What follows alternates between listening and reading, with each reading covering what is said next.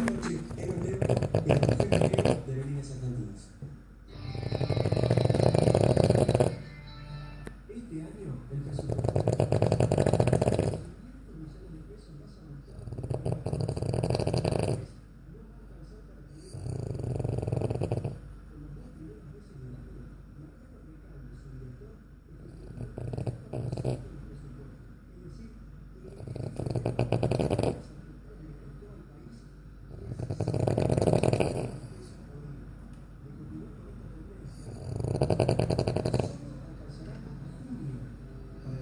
en